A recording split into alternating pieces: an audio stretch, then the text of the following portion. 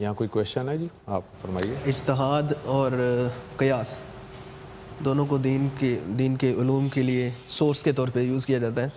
ذرا ان میں تھوڑا سا ڈسٹنکشن کر دیں کہ قیاس کی کیا صورتیں ہیں اور اجتہاد کی کیا صورتیں ہیں.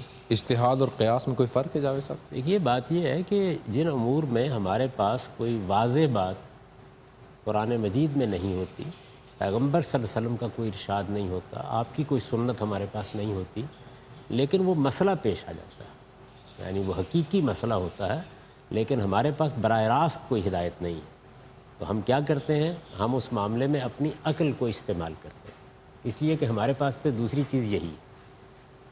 سیدنا معاذ کی جو گفتگو حدیثوں میں منقول ہوئی ہے، اس میں یہ لفظ استعمال ہوا کہ میں اس صورت میں کیا کروں گا، یعنی اس میں بتایا گیا ہے کہ رسالت مآب صلی اللہ علیہ وسلم نے جیسے کہ بیان ہوا، کیونکہ روایت پر بہت سے اعتراضات بھی ہیں، تو اس لیے میں عرض کرتا ہوں کہ جیسے بیان کیا گیا، تو رسالت مآب صلی اللہ علیہ وسلم نے جب یہ پوچھا کہ قرآن میں نہیں ملے گا، سنت میں نہیں ملے گا، پھر کیا کرو گے؟ تو انہوں نے کہا کہ اجتہد و رائی ولا آلو جودا، یعنی میں اس میں اپنی عقل کو استعمال کروں گا اور پوری کوشش کر کے صحیح نتیجے تک پہنچوں گا، اپنی طرف سے کوئی کسر اٹھا نہیں رکھوں گا. تو جو عربی زبان کا لفظ انہوں نے استعمال کیا، کوشش کروں گا، جد و جہد کروں گا، وہ اجتہد کا لفظ استعمال کیا.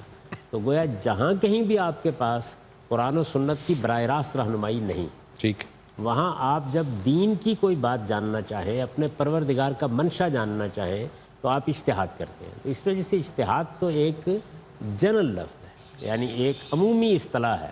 اب اجتہاد کرتے وقت آپ کیا طریقے اختیار کرتے ہیں؟ تو بعض اوقات آپ یہ دیکھتے ہیں کہ قرآن مجید میں ایک بات بیان ہوئی ہے، تو اس سے کوئی ملتی جلتی سی صورت پیش آ گئی، اس قاعدے کو دریافت کر کے آپ دوسری صورت پر اس کا اطلاق کر دیتے ہیں، اس کو قیاس کہا جاتا ہے. ٹھیک ہے.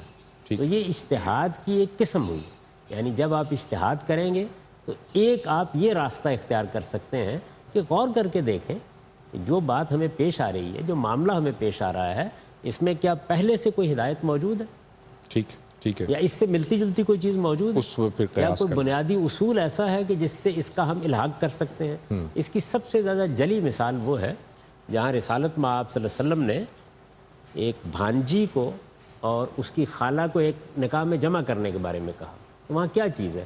وہاں قرآن کا جو بیان ہے اس کا عقلی اقتضا ہے کہ یہ مانا جائے، یعنی عقل کہتی ہے، علم کہتا ہے، جو بات بیان کی گئی ہے اس بات میں جو دلیل کار فرما ہے وہ تقاضا کرتی ہے کہ اس کو اس میں شامل کیا جائے.